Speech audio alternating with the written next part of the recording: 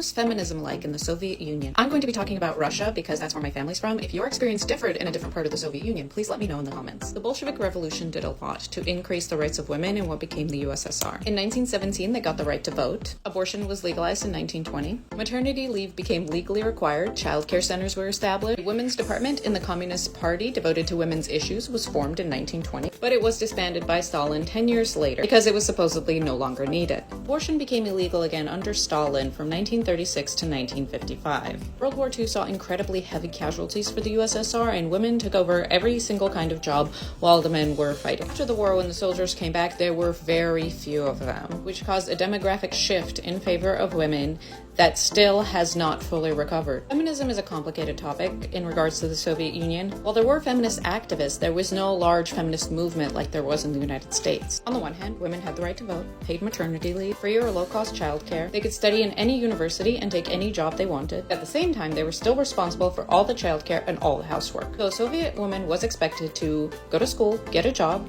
get married, have children, take care of them and her husband, do all the cooking and cleaning, and look pretty while doing it. Domestic violence and sexual harassment were commonplace. Domestic violence was illegal, unlike some other countries at the time, and Putin walked that back a few years ago. And while women were well represented in local government, they were few and far between in the highest levels of government in the USSR. Because family is very important in Russian culture, some activists fought for less work so that they would have more time to spend with their children. But like I said, there were feminist activists in the Soviet Union. In 1979, a group of feminists started a journal about gender inequality in the USSR. After the first issue was published, they were exiled from the Soviet Union by the KGB. Why did feminism offend the KGB? My guess is that it was a challenge to the status quo, made by people who were thinking for themselves and criticizing the government. And that was always a problem for Soviet leadership.